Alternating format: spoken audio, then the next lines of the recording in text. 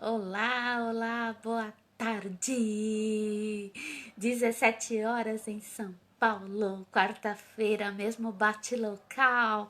E nós estamos aqui com a nossa live literatura e hoje, realismo parte 2. Deixa eu te confessar, acho que nós teremos umas 3 partes, porque olha, falar hoje de Machado de Assis, de Aloysio Azevedo, não é nada fácil, né? E aí vamos começar nossa live então fazendo como, né? Como que a gente sempre faz? Chamando os colegas, né? Vamos lá, vamos ver quem que já tá aí comigo e eu vou aqui chamando. Cadê? Vamos lá convidar os amigos.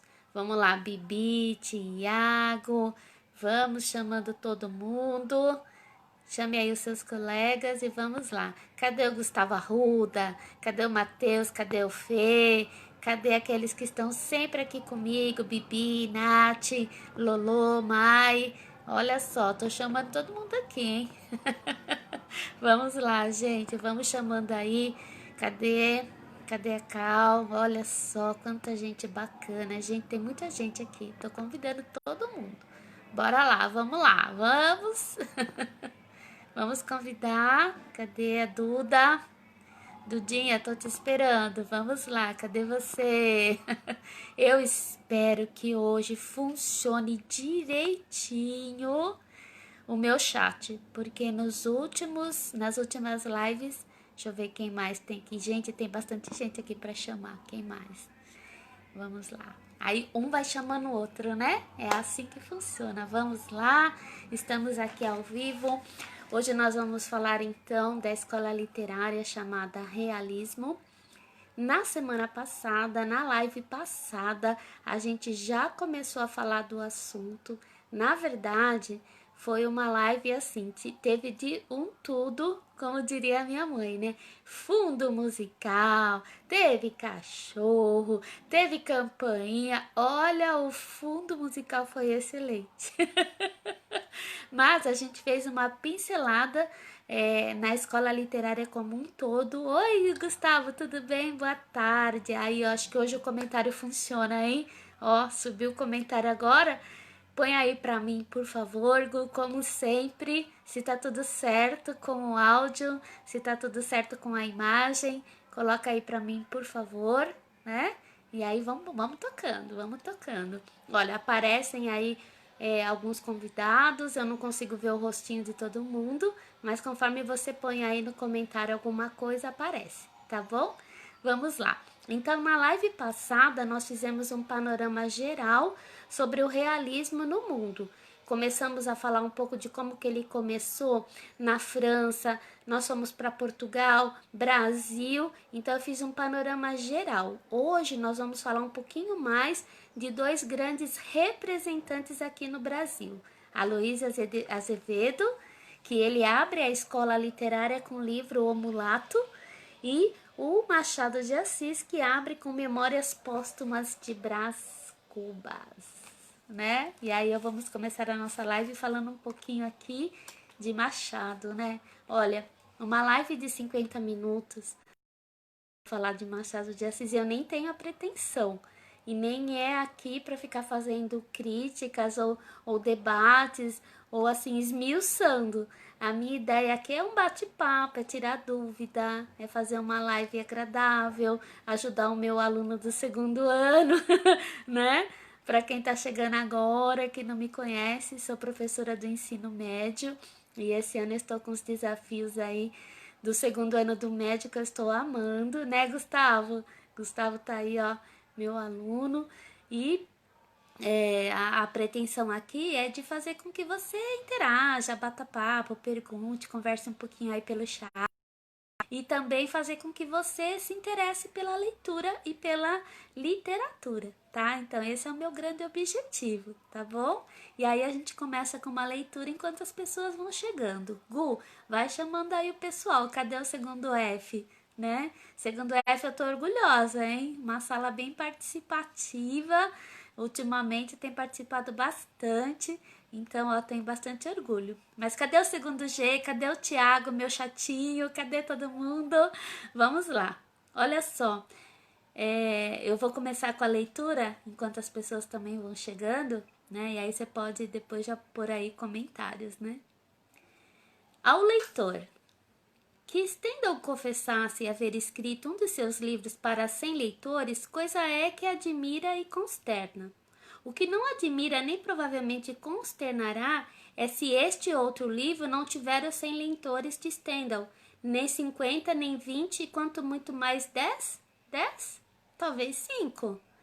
Trata-se, na verdade, de uma obra difusa na qual eu, Brás Cubas, se adotei a forma livre de um Stern ou de um Xavier de Mestre, não sei se lhe meti algumas rabugens de pessimismo. Pode ser. Obra de finado. Obra de finado. Quem escreveu o livro foi um finado, foi um morto. Vamos lá. Escrevia com a pena da galhofa e a tinta da melancolia, e não é difícil antever o que poderá sair deste conúbio. Acresce que a gente grave achará no livro umas aparências de puro romance, ao passo que a gente frívola não achará nele o seu romance usual. Ei-lo aí fica privado da estima dos graves e do amor dos frívolos, que não são as duas colunas máximas da opinião. Mas eu ainda espero angariar as simpatias da opinião, e o primeiro remédio é fugir a um prólogo explícito e longo. O melhor prólogo, né, o melhor início, é o que contém menos coisas, ou a que diz de um jeito obscuro e truncado. Consequentemente, evito contar o processo extraordinário que empreguei nas composições destas memórias, trabalhadas cá no outro mundo. Seria curioso, mas nimiamente extenso e, aliás, desnecessário ao entendimento da obra. A obra em si mesma é tudo. Se te agradar, fino leitor, pago-me da tarefa. Se não te agradar, pago-te com um piparote e adeus. Brás Cubas. Olha o prólogo do Machado de Assis de Memórias Póstumas de Brás Cubas. Esse é o prólogo. Olha aqui as minhas colas. Ao leitor Brás Cubas. Quem é Brás Cubas? É o meu narrador e é o meu personagem principal desse livro que abre então a nossa escola literária, o realismo. Agora olha só uma outra coisa muito interessante aqui do livro quando você abre. Olha a dedicatória. Para quem ele dedica esse livro? Ao verme que primeiro roeu as frias carnes do meu cadáver, dedico como saudosa lembrança estas memórias póstumas. Quando você lê o título Memórias Póstumas de Brás Cubas, memórias póstumas, né? De alguém que já morreu. Então, se já morreu, que memórias são essas? Tem alguém narrando? Mas é o próprio, é o próprio. Então, eu acho que agora você, aluno, começa a entender um pouquinho melhor porque que a professora aqui e os outros professores de língua portuguesa e literatura são apaixonados por Machado de Assis. Porque ele transgride, porque ele faz o caminho inverso, porque ele deita e rola. E olha isso, ele escreveu essa obra com a pena da galhofa e a tinta da melancolia. Com a pena da galhofa, com a brincadeira, com a ironia, com a melancolia. Por que eu tô falando isso? Para a gente começar de novo o nosso panorama aqui da escola literária para você que está chegando agora, para você que caiu de paraquedas. Sejam todos bem-vindos. Boa tarde. Ó, Naldinho. Boa tarde. Acabei de falar, cadê o segundo G, né? Aí o segundo G apareceu. Que legal. Muito bem, chamem os outros. Cadê o Thiago? Cadê meu chatinho? Cadê a Bibi? Né? Cadê Guta? Cadê todo mundo? Cadê a Mai? Ó, vou pegar aqui o diário e já vou fazer a lista, hein? Vamos lá. Queridos ouvintes, espectadores, alunos queridos e aqueles que estão só de passagem. Uma boa tarde, começamos a nossa live lendo aí o comecinho de Memórias Póstumas de Brás Cubas. Mas o que eu quero fazer hoje, né? Um panorama, falar um pouquinho desse autor Machado de Assis, mas antes de falar dele, vamos falar um pouquinho do Aloysio de Azevedo, do Cortiço, por quê? Vamos lá, vamos pegar cola aqui, né? Vamos pegar a nossa cola, vamos pegar o nosso roteiro, fazer uma retomada. Eu comentei na live anterior que esse romance Madame Bovary, do Gustave Flaubert, né? Esse romance é o que abre a escola literária chamada Realismo na França, né? E esse romance é que ele levou o escritor para o banco dos réus, ele foi a julgamento, ele foi a júri. Como que ele vai falar de adultério, de suicídio? Como que ele vai falar de temas indecentes para as mocinhas que liam os romances? Então isso aqui deu o que falar. E nós falamos isso na live passada. Ai, eu perdi. Vai lá no canal Live Literatura Kátia Giovana Lima. Está lá a live para você. E aqui no Face também, tá bom? Mas abrimos falando disso. Então, na França, você tem aí o início de várias ideias e isso daí vai aflorar em toda a Europa e vai, obviamente, influenciar escritores brasileiros. Então, nesse período que nós chamamos de realismo, nós temos algumas correntes filosóficas que começaram a proliferar e isso caiu na literatura. Uma delas é o o que é o naturalismo? É uma corrente de pensamento que vai falar sobre a questão do homem, dele voltar para sua animalidade, o ser humano visto como um animal mesmo. E aí falando da sobrevivência, falando do instinto animal, como que o homem vai agir dessa forma. Isso eu falei na live passada e a gente vai ler o Curtiço, que é a maior referência dessa corrente do naturalismo, para explicar um pouquinho. Tá? Então, nós falamos tudo isso, eu tô fazendo um apanhado geral para quem tá chegando agora e quem perdeu a live passada. Oi, Nath, tudo bem? Boa tarde. Vai chamando as pessoas.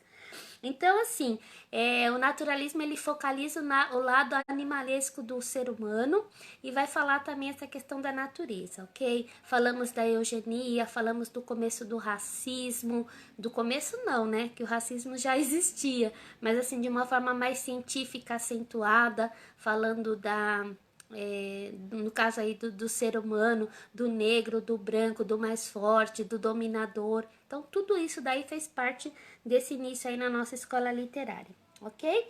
Então, que os nossos pensadores falavam? Que a literatura também pode ser estudada e vista como um todo, igual ao mundo, tá? Falamos do cientificismo, nós falamos do positivismo, do determinismo e do darwinismo, ok? Positivismo, Auguste Comte, que eu até comentei da nossa bandeira Ordem e Progresso, e até hoje é um lema também entre os militares. Tudo isso vai entrar na minha literatura, certo? Uma ciência que vai falar sobre o empirismo, sobre de como que as coisas elas podem ser estudadas e assim à luz mesmo da razão. Lembram dos nossos iluministas lá no passado? Então, tudo isso vai vindo aí de uma corrente aí de pensamento e estudo da ciência, ok? Que mais? O determinismo, que é bem importante de você pensar um pouquinho, fala que o meio ele determina o caráter do homem. E isso daí vai aparecer muito aqui no Cortiço. Então, assim, o homem ele é influenciado pelo meio. As suas ações, elas não são simplesmente ações porque ele quer, mas ele é influenciado pelo meio em que ele vive. E aí também tem o darwinismo, que a gente falou também de Charles Darwin, que vem com a teoria das espécies, a evolução das espécies, e o mais forte sobrevive. Mas o que tudo isso tem a ver? Tem a ver com a história que o mundo está vivendo. A segunda revolução industrial, a ascensão mesmo máxima do capitalismo, a exploração do ser humano, a exploração, o proletário. Aí você já vai começar as correntes também do socialismo, de Karl Marx, de Engels. Então tudo isso você estuda no segundo ano do médio, no terceiro ano do médio, você estuda isso na faculdade. Então assim, essas coisas elas não são separadas da literatura. Pelo contrário, tudo isso vai aparecer na minha literatura, ok? Então, tô fazendo aí uma retomada. Até aqui, gente, tudo bem? Perguntas, dúvidas? Meus convidados lindos que estão aí, perguntem. O que mais que a gente vai falar? Falamos do cientificismo, das patologias sociais. Então, assim, esses temas, né, que a gente fala, assim, das patologias sociais, os vícios, os crimes, as doenças, os incestos, sabe? Tudo isso vai aparecer na literatura, tá? Que mais? Os temas temas assim simples do cotidiano, falando mesmo da burguesia, da exploração, né? Falando do trabalhador e temas mesmo do dia a dia, não é nada assim, né? Agora, o que vai ser fantástico aqui? Em Memórias Póstumas, o narrador é um defunto autor ou um autor defunto? Ele faz esse questionamento, vai guardando isso daí. Bom, fizemos um panorama geral, né? E você tem que entender um pouquinho a questão da ciência, desse estudo do momento, do naturalismo, para entender as minhas personagens. Ai, Pro, mas você tá falando, eu não tô entendendo nada. Natural, você que tá começando agora a estudar literatura, né? Mas vamos ler um pouquinho aqui falando das personagens que você vai entender melhor. Então, no naturalismo, ele vê o ser humano na perspectiva biológica, né? Então, na perspectiva biológica também tem a questão da zoomorfização, o ser humano, o lado humano, e mostrado como bicho mesmo. Então, eu peguei aqui alguns trechinhos para a gente começar a falar, né? O livro, o Aloysio de Azevedo, ele está sempre na lista de vestibulares, aparece sempre no Enem, aparece aí no seu conteúdo do médio, inclusive segundo ano, começou a estudar o Cortiço bem lá no comecinho da pandemia, né? Só que eu que agora estou fazendo toda uma revisão das escolas literárias, estou falando dele agora, tá? Aloysio de Azevedo, então, estamos na aula passada e eu já tinha lido um trechinho, tá? Não vou me aprofundar muito aqui, porque a gente tem Machado de dúvidas, né? Oi, Tetê, tudo bem? Boa tarde, que saudade da senhora falando na aula. Obrigada. Saudade de você também, Tetê. Muito bem. Então, para você entender melhor essa questão do meio, como que o meio influencia, que é isso que a professora está falando? Vamos falar de dois personagens principais, o João Romão e a Rita Baiana. E a Rita Baiana que vai se envolver com o português, que a gente vai começar aqui a leitura também falando, o Jerônimo. Vamos lá, vamos para as minhas colinhas, né? Que aí você vai entender melhor. Jerônimo, casado com a Piedade, português, veio morar no Brasil, né? Português, e assim, um bom esposo, um bom pai, né? Um homem dedicado, trabalhador. Aí tem algumas características dele aqui. No Cortiço, página 53. Jerônimo acordava todos os dias às 4 horas da manhã. Fazia antes dos outros a sua lavagem à bica do pátio, socava-se depois com uma boa palangana de caldo de unto, acompanhada de um pão de 4, e em mangas de camisa de riscado, a cabeça ao vento, os grossos pés em meias metidos em um formidável par de chinelos de couro cru, seguia para a pedreira. Ele trabalhava numa pedreira e ele era o braço direito do outro português, o dono dessa pedreira, que é um dos personagens principais aqui do Cortiço, João Romão, tá? Jerônimo só voltava a casa ao decair da tarde, morto de fome e de fadiga. A mulher preparava-lhe sempre para o jantar algumas das comidas da terra deles, né, de Portugal. E ali, naquela estreita salinha sossegada e humilde, gozavam os dois do lado um do outro a paz feliz do simples, o voluptuoso prazer do descanso após um dia inteiro de canseiras ao sol. E, defronte do candeeiro de querosene, conversavam sobre a vida e sobre a sua Marianita, a filhinha que estava no colégio e que só os visitava aos domingos e dias santos. Então aqui começa a falar de como que ele era, tinha uma vida simples, trabalhava, tinha esposa, filha, mas de repente, não mais que de repente, quem que vai aparecer na vida dele? A Rita Baiana, uma mulata sensual, uma mulher decidida, forte, empoderada para o seu tempo. E ela começa a virar a cabeça não só dele, mas de muitos homens, do Firmo, que era o seu namorado, né? E a Rita Baiana fazia sucesso ali no Cortiço. Olha o título do livro, Cortiço. a gente já vai falar dele, né? Bom, então, eu tô seguindo aqui numa didática para você entender um pouquinho essa questão do naturalismo, a questão do determinismo, da seleção, da característica do ser humano perante o meio, tá? Para quem tá chegando agora, por isso que eu tô fazendo essa pausinha aqui e lendo um pouquinho. Bom, vamos lá. Eis que Firmo principiava a cantar o chorado, seguido por um acompanhamento de palmas. Aí ele vai estar numa roda de samba, uma roda de capoeira. Jerônimo levantou-se quase que maquinalmente, seguido por Piedade, aproximou-se da grande roda que se formara em torno dos dois mulatos. Aí, de queixo grudado às costas da mão contra uma cerca de jardim, permaneceu sem tugir nem mugir, entregue de corpo e alma àquela cantiga sedutora e voluptuosa que o Eliave tolhia como a robusta gameleira brava, o cipó flexível, carinhoso e traiçoeiro.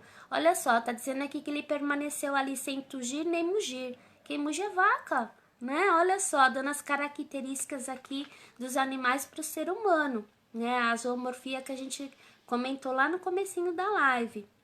E viu Rita Baiana, que fora trocar o vestido por uma saia, surgir de ombros e braços nus para dançar. Imagina a mulher andar assim com os braços nus, dançar, ser sensual. Pois é a Rita Baiana, né? Ela saltou no meio da roda com os braços na cintura, rebolando as ilhargas, bamboleando a cabeça, ora para a esquerda, ora para a direita, como numa sofreguidão de gozo carnal, num requebrado luxurioso que a punha ofegante. Já correndo de barriga empinada, já recuando de braços estendidos a tremer toda, como se fosse afundando num prazer grosso que nem azeite em que se toma pé e nunca se encontra vida, né? Tá mostrando como que ela dançava, toda essa sensualidade. O Jerônimo ficou encantado, né? Ficou encantado pela Rita Baiana, então a influência do meio, né? E aí são as características da mulata, da mulher brasileira, e aí ele vai fazendo uma referência aqui a esse período, a sociedade do período. Ok? Aqui não tô levantando questões polêmicas, julgamento, moralidade. Tô descrevendo o livro e fazendo a descrição de como que a Luísa de Azevedo pensou, se inspirou para escrever e descrever aqui as suas personagens, ok? Mas você pode comentar aí, tirar dúvida e levantar suas polêmicas, né? Oi, Tê, vamos lá. Tô lendo aí os comentários. Hoje, graças a Deus, tá aparecendo, né? Enfim, e quem era a Rita Baiana, né? Fora tudo isso também, olha só, ela era uma mulher boa, ela ajudava, diz aqui que a porta dela vivia cheia, né? Defronte da porta de Rita tinham vindo postar-se diversos moradores do cortiço, jornaleiros de baixo salário, pobre gente miserável, que mal podia matar a fome com o que ganhava. Ainda assim não havia entre eles um só triste. A mulata convidou-os logo a comer um bocado e beber um trago. A proposta foi aceita alegremente, e a casa dela nunca se esvaziava. O velho Libório, que jamais ninguém sabia ao certo onde almoçava ou jantava, surgiu do seu buraco, que nem jabuti quando vê chuva. Olha aí de novo os animais aparecendo, essa animalização, né? Então, são trechinhos que eu separei para explicar melhor um pouquinho essa corrente, né, de pensamento do naturalismo, ok? Então, por isso que tem essa classificação. E aqui no Brasil é realismo barra naturalismo. E o nosso maior representante é Luiz de Azevedo, com o cortiço, com o mulato, enfim. E ele teve uma carreira interessante, né? Ele interrompeu a carreira dele literária quando ele se tornou um diplomata e ele deixou a literatura, né? Tanto que ele morreu num cargo e ele estava, acho que, na Espanha, se eu não me engano. Mas enfim, mas deixou aqui um grande legado para nós, ok? Bom, aqui são alguns trechinhos. Até aqui, gente, dúvidas, pergunta, falem comigo que daí é melhor, né? Pra live surgir, vai, senão a gente engata aqui e vai embora, né? Bom, como é que então ele mudou então o Jerônimo, né, pra finalizar, depois que ele conheceu. Passaram-se semanas. Jerônimo tomava agora todas as manhãs uma xícara de café bem grosso à moda da Ritinha. Tragava 2 dedos de Paraty para cortar a friagem. Já começa com os costumes brasileiros. Uma transformação lenta e profunda operava-se nele dia a dia, hora a hora, reviscerando-lhe o corpo, alando-lhe os sentidos num trabalho misterioso e surdo de crisálida, né? Devagar, como as flores, né? Que elas brotam, elas vão crescendo, elas precisam ser regadas até chegar no ápice, né? A sua energia afrouxava lentamente, fazia-se contemplativo e amoroso. A vida americana e a natureza do Brasil patenteavam-lhe agora aspectos imprevistos e sedutores que o comoviam. Esquecia-se dos seus primitivos sonhos de ambição para idealizar felicidades novas, picantes e violentas. Tornava-se liberal, imprevidente e franco, mais amigo de gastar que de guardar. Adquiria desejos, tomava gosto aos prazeres, volvia-se de preguiçoso, resignando-se, vencido as imposições do sol e do calor, muralha de fogo com que o espírito eternamente revoltado do último tambor entrincheirou a pátria contra os conquistadores aventureiros. E assim, pouco a pouco se foram reformando todos os seus hábitos singelos de aldeão português, e Jerônimo abrasileirou-se. A influência do meio. Então, o determinismo diz isso, que o meio influencia o homem. Então, assim, ele foi influenciado pelos costumes do Brasil, pelo clima do Brasil, e aí também vale, assim, o pensamento crítico, né, de como que é o brasileiro. Fala aqui da preguiça, né? É claro que existem aí os preconceitos e, como eu falei, não estamos entrando em juízo, em mérito nessas questões, mas como que se pensava naquele momento, como que se descrevia aí o Brasil. Bom, até aqui. Bom, então o Curtiço ele vai me relatar tudo isso. E por que o Curtiço, né? Como é que é isso? Então, olha só, tem um trechinho que eu separei que fala que o zum zum zum começava logo cedo, né? O zum zum zum remete aí às abelhas, a colmeia. O que é? Curtiço é o nome que se dá, é uma caixa onde as abelhas fabricam aí o seu mel, né? Então, assim, são muitas. E o Curtiço são muitas pessoas. Olha só, no período que o Aloysio escreveu, era 11% da população brasileira vivendo em cortiços. E esses cortiços deram origens também às favelas, aos morros, né? Então a gente tem aí toda uma história das favelas, que elas começaram até com esse nome na Bahia por conta da Guerra de Canudos, e era o Morro da Favela, que é o nome de uma planta, inclusive, né? E aí eram aglomerados de casas e ficou, né? E ficou esse nome, morro, favela, enfim. Hoje se fala, né? A comunidade, mas enfim. E o cortiço eram grandes lugares grandes com várias casas com várias pessoas. Mas quem ia morar no cortiço? A população pobre, desvalida. E é isso que a Aloysio vai retratar. Contam-se, né, alguns registros, algumas pesquisas, que assim, ele fez pesquisa em loco, ou seja, no lugar. Ele foi viver em Cortiço, até igual o Jorge Amado no modernismo, né? Ele tem uma obra que eu estudei bastante, Suor, e ele fala do Cortiço 68, e ele também foi morar lá, como ele passou um tempo com os Capitães da Areia. Então, alguns escritores faziam muito isso. E o Aloysio ele vai retratar uma realidade do Brasil da época. Mas só para escrever? Não, é claro que vai aí uma crítica ao capitalismo, à burguesia, à exploração, à dominação das classes. Tanto que o meu personagem aqui, que eu digo assim, mais personagem principal, porque todos têm uma participação muito importante aqui. O João Romão, ele era um vendeiro e ele acabou se tornando obsessivo, ele queria título, ele queria dinheiro, ele queria posses, e ele foi passando assim como um rolo compressor em cima das pessoas para poder adquirir tudo o que ele queria. Inclusive a Bertoleza, que é uma das personagens assim maravilhosas de se estudar. Ela era escrava e o João Romão a enganou. Ele fez com que ela trabalhasse para ele forjou uma carta de alforria e junto com ela ele construiu um império, inclusive o Cortiço São Romão, né? Então tem toda essa história, não sei se você já leu, se não leu, não é spoiler. Tô segurando aqui as informações principais, né? É a resenha mesmo. A live tem resenha. E o João Romão, então, ele enganou a Bertoleza com essa falsa carta de alforria. E quando ele não, ele conseguiu tudo que ele queria, fama, status, sucesso, né? Aí você vai ler o que foi que aconteceu com ela. Então, o Curtiço, ele retrata isso, a dominação mesmo. Então a gente está falando de um momento da dominação do capitalismo, desse início todo dessa revolução, ok? Tudo bem então? Dúvidas, perguntas, falem comigo.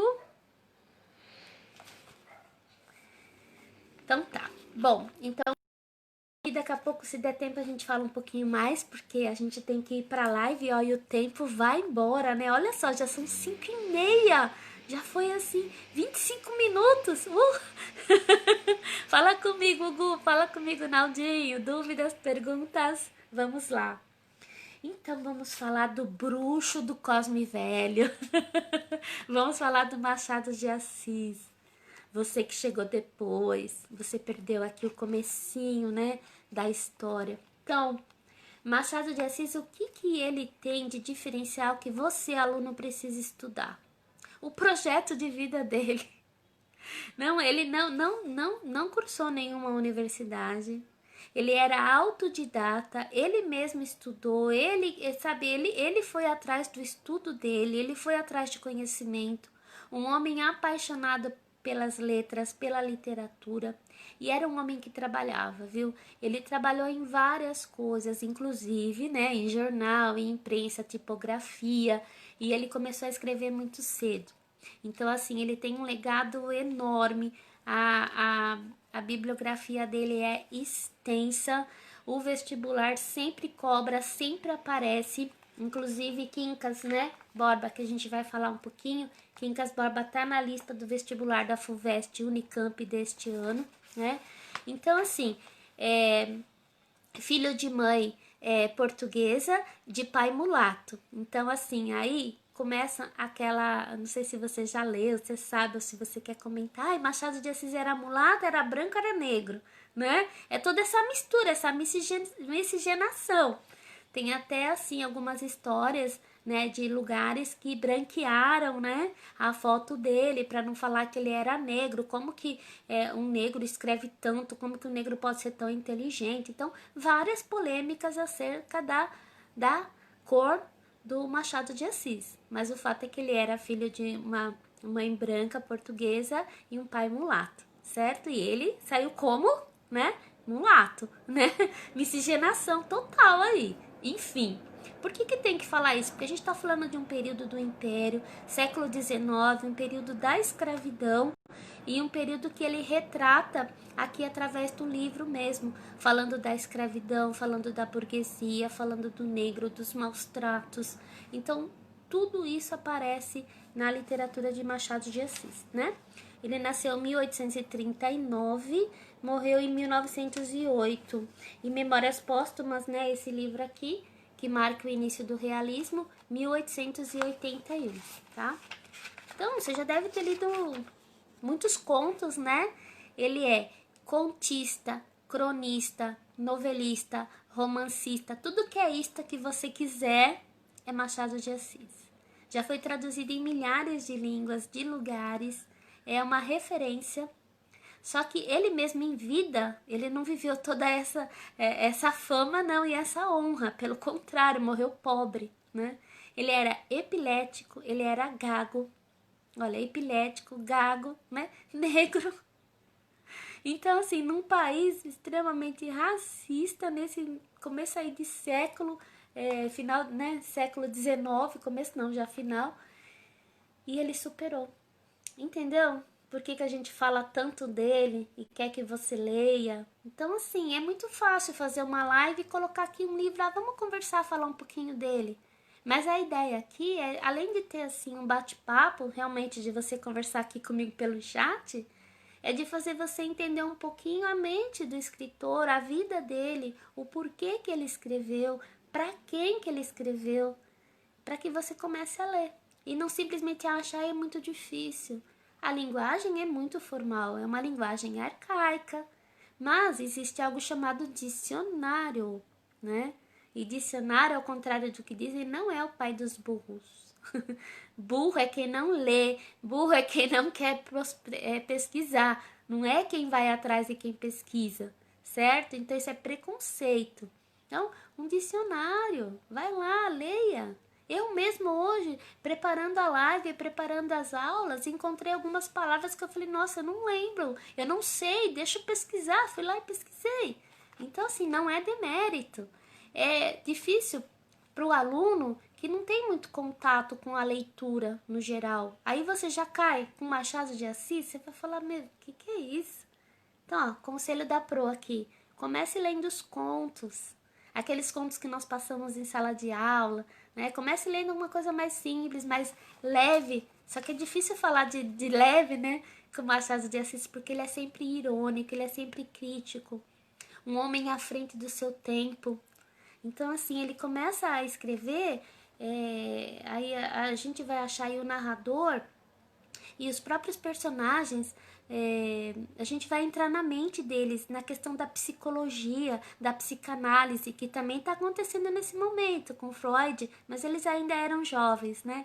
Então até dizem assim que Freud não conheceu Machado, Machado não conheceu Freud, mas eles se conversavam, né? Porque eles falavam de várias coisas em comum. A questão da psicanálise, da psique, como que o ser humano pensa.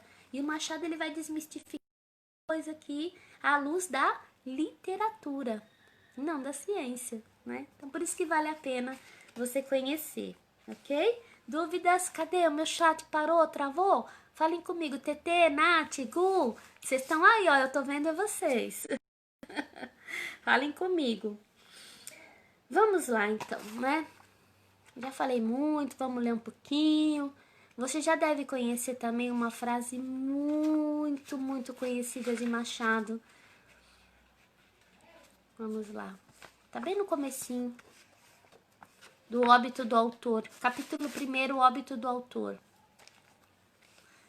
Quem é o narrador? Quem é aqui o meu narrador? Brás Cubas, né? O próprio título. Algum tempo hesitei se devia abrir estas memórias pelo princípio ou pelo fim, isto é, se poria em primeiro lugar o meu nascimento ou a minha morte. Você sabe que quando eu comecei a preparar a aula, nós fizemos as aulas de romantismo, né? E eu fiz aí uma comparação da Iracema com a Bela da saga Crepúsculo, né? Que ela começa também, né? Pelo menos o filme, que tem um livro, óbvio, o primeiro é o livro, tem toda uma saga mesmo, depois vem o filme, né? Que ela começa a falar sobre a morte dela, que ela nem que imaginou, né? Falando sobre a morte. E olha só, ele aqui falando isso. Há algum tempo hesitei se deveria abrir estas memórias pelo princípio ou pelo fim, isto é, se poria em primeiro lugar o meu nascimento ou a minha morte.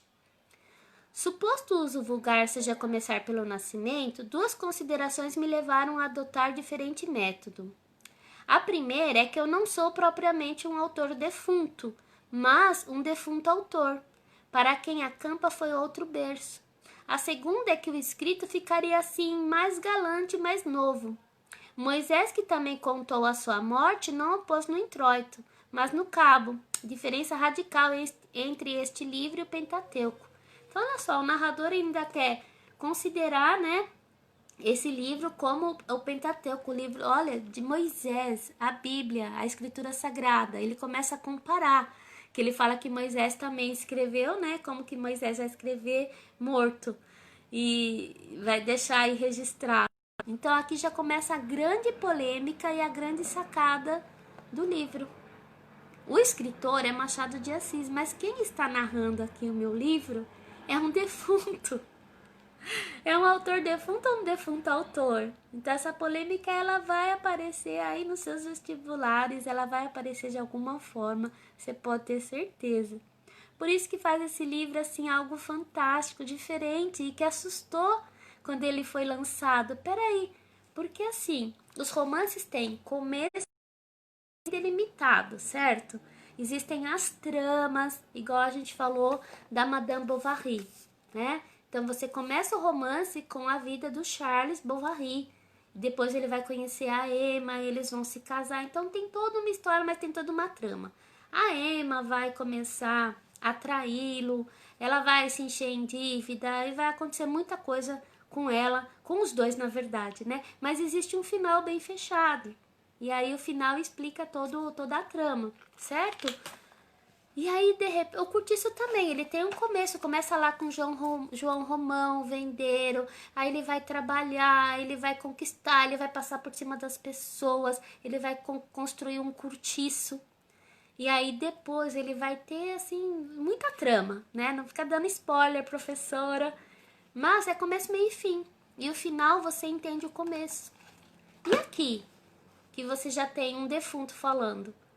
E aí vai ter toda uma digressão, porque aqui ele tá narrando a morte dele. Aí ele vai lá pro começo, de quando ele era criança, adulto, até chegar no final. E aí ele volta pra morte. Então, assim, isso daí pra época, não é assim que escandalizou no sentido, isso é um escândalo, mas assim, como é que pode, né? E que técnica é essa de escrita?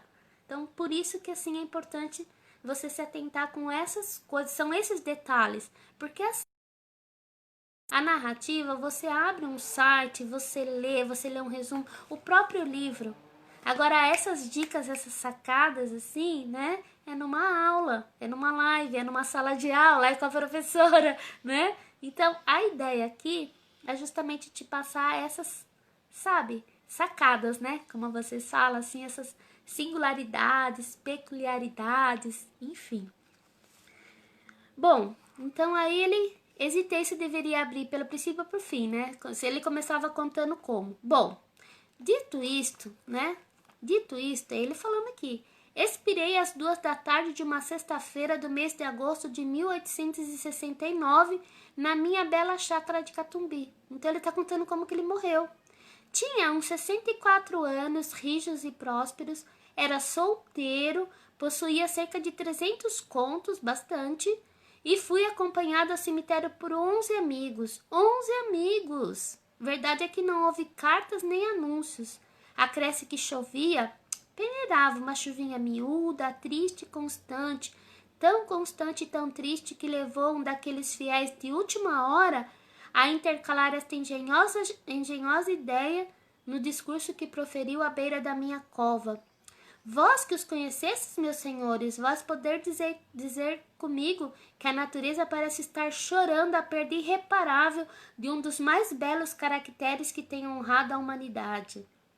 Olha só, começa a ler, aí você vai se envolvendo, né? Mas vai saber você que o Brás Cubas, ele é assim a própria cara.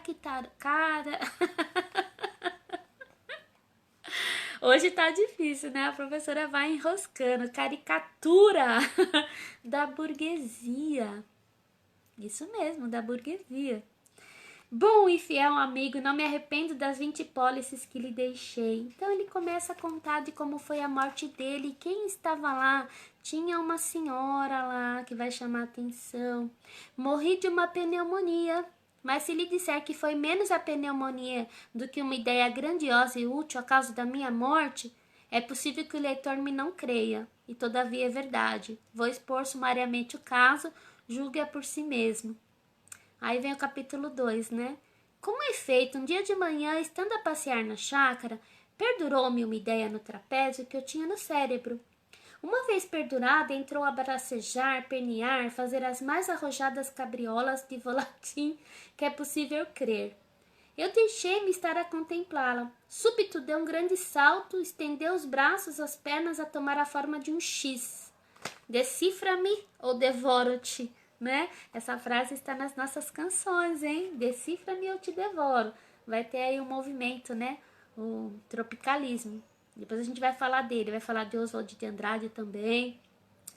Essa ideia era a invenção de um medicamento sublime, um emplasto anti-hipocondríaco destinado a aliviar a nossa melancólica humanidade. Vou fazer uma pausa aqui.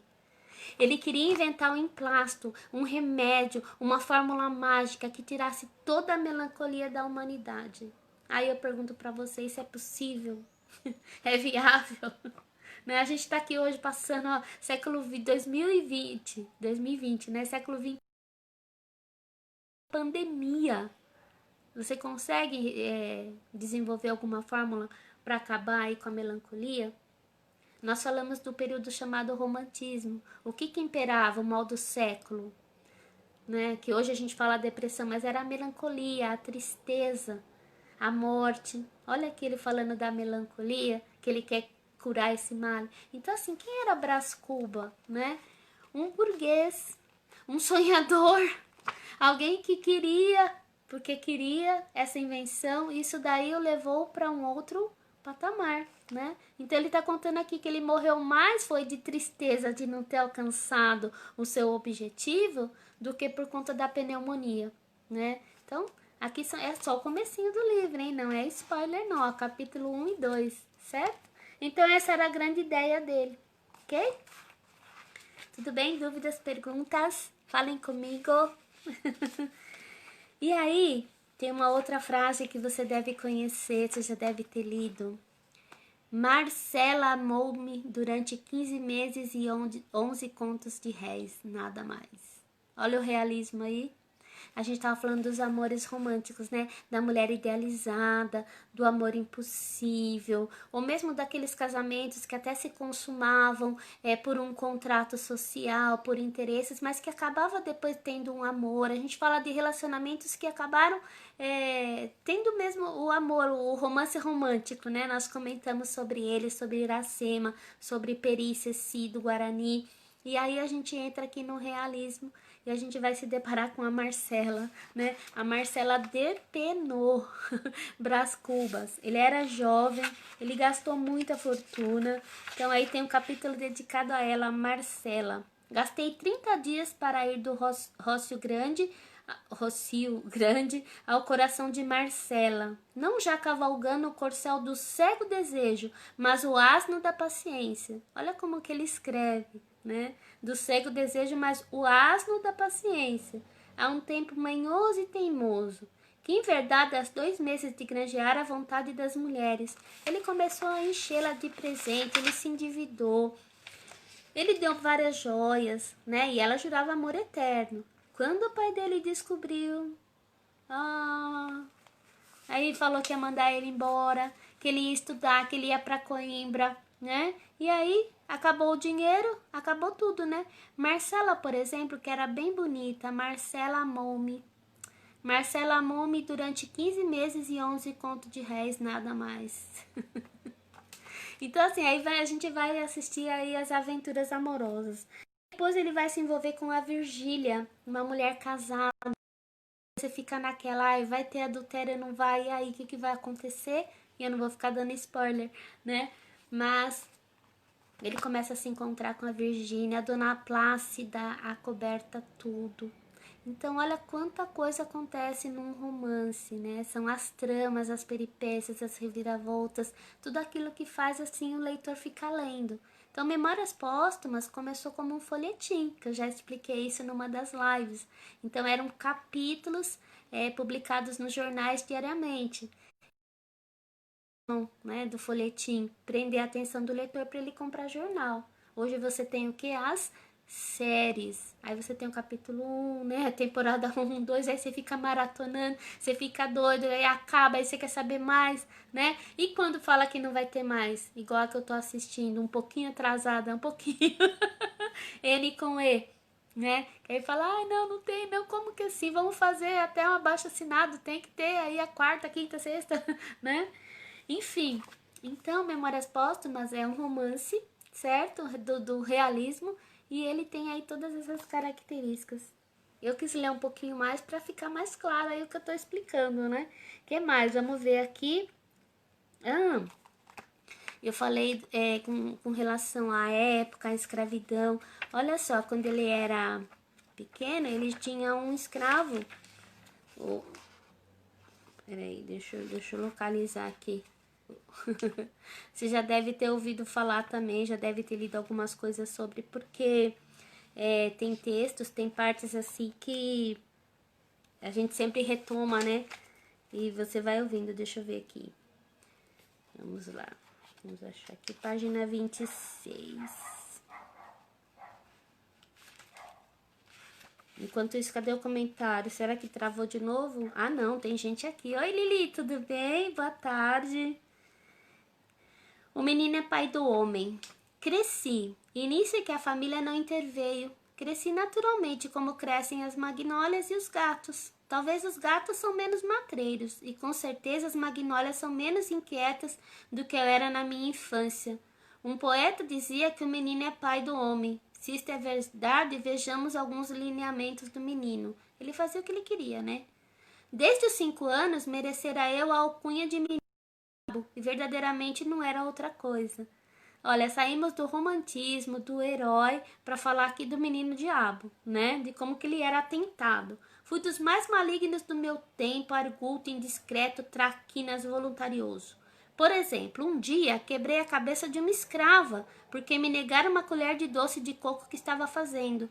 E não contente com o malefício, deitei um punhado de cinza ao tacho. E não satisfeito da travessura, fui dizer à minha mãe que a escrava é que estragara o doce por pirraça. E eu tinha apenas 6 anos. Prudêncio, um moleque de casa, escravo, né? Moleque de casa, era o meu cavalo de todos os dias. Punha as mãos no chão, recebia um cordel nos queixos à guisa de freio, trepava-lhe o dorso com uma varinha na mão. Fustigava, dava 1000 voltas a um ao outro lado e ele obedecia, algumas vezes gemendo, mas obedecia sem dizer palavra, ou quando muito um ai, nhonhô, ao que retorquia, cala a boca, besta. É o Brás Cubas, olha só. Aí você vai falar, nossa, mas que escândalo. Mas, gente, isso aqui era natural. Pra época era natural. Os ricos, os burgueses, eles tinham escravos. E aqui o Brás Cubas, ele tinha um escravinho pra ele. É isso mesmo que você ouviu. Né? Então, quando o Machado de Assis, ele usa aí, o meu narrador, ele usa esse trecho, ele fala disso, ele tá retratando a realidade. E aí nós que vamos estudar, que vamos fazer as nossas reflexões, que vamos debater o assunto e falando até hoje essa questão, entende? Então é isso. Cala a boca, besta, né? Tá dizendo aqui. Aí, engraçado não, né? Engraçado assim é o modo de dizer, viu, gente? Língua portuguesa. Vai ter um capítulo aqui que ele vai encontrar esse escravo já crescido, alforriado, batendo no escravo dele. Aí o Brás, ele vai repreender, fala, o que você tá fazendo? Ué, ele tava reproduzindo aquilo que fizeram com ele, né? Por último ainda, de Brás Cubas, tem mais uma coisinha, deixa eu ver se tem mais algum comentário aí. Vamos lá, gente, cadê os comentários? Querem água? Tem que tomar, né? Vamos ver o horário, né? Nós temos 50 minutos de live e já passou. Bom, por último, né, pra gente encerrar, Quincas Borba, que vai aparecer aqui, um filósofo, e ele vai ter a teoria do humanitismo. Esse humanitismo, ele vai me mostrar todas essas correntes que eu falei no comecinho da aula, o positivismo, que é a questão do naturalismo, o positivismo, o darwinismo. E esse Quincas Borba, depois, já ouviu falar em crossover? Pois é, vai ser aqui, ó, ele vai aparecer no outro livro, Quincas Borba. Aqui, ó, Quincas Borba é o nome dado mesmo a esse personagem e ao cachorro do Quincas Borba, que tem o mesmo nome. Esse livro está na lista de vestibular da FUVEST Unicamp 2020. E esse aqui também tem várias coisas pra gente comentar e falar, que não dá pra falar tudo aqui numa live, mas ele foi escrito 10 anos depois, em 1891. E aqui também vai falar dessa questão do capitalismo, da opressão, esses temas que a gente comentou até agora, o adultério, a questão mesmo do caráter do ser humano, tudo isso vai aparecer aqui também em Quincas Borba, ok? E aí tem aqui uma frase muito comum, muito conhecida também, que você já deve ter ouvido, ao vencedor as batatas, né? O que é isso, professora? Imagine 2 tribos inimigas e elas têm que guerrear por um campo de batatas, porque ela sabe que só tem um tanto de batata que só dá para uma tribo. Se aquela tribo se alimentar, ela vai conseguir passar as montanhas e depois ela vai ter mais batatas. Eles vão guerrear e um vai vencer. Então, ao vencedor, as batatas. Isso tudo mostra um pouco da característica da época, desse domínio da burguesia, da ascensão mesmo do capitalismo, da exploração, e tudo isso você coloca aí, né, nesse caldeirão junto também com o cortiço, né? E aí você vai entender um pouquinho mais dessa escola literária chamada realismo, certo? Realismo barra naturalismo aqui no Brasil. Bom, Machado de Assis a gente vai ter mais uma live para falar, porque ainda tem os contos, tem essas obras ainda, né? E a gente ainda vai falar um pouquinho da parte dos poetas, que é o parnasianismo e o simbolismo. Então, na próxima live, a gente vai encerrar esse assunto do realismo, falando um pouquinho dos poetas e fechando um pouquinho mais aí com Machado de Assis, ok? Então, porque ao vencedor as batatas, só o mais forte sobrevive, né? O darwinismo social, que a gente começou falando na live, para você que está chegando agora, né? Então, assim, hoje a gente falou de vários assuntos para você pensar, para você refletir e que você seja um ser humano melhor, ok? Que, assim, para você ganhar, o outro não precisa perder, né? Então, pense nisso um pouquinho nesse tempo de pandemia. É a mensagem que eu deixo hoje como professora aí para os meus alunos, para você que está me assistindo, né? Você pode vencer, você pode ser um grande vencedor.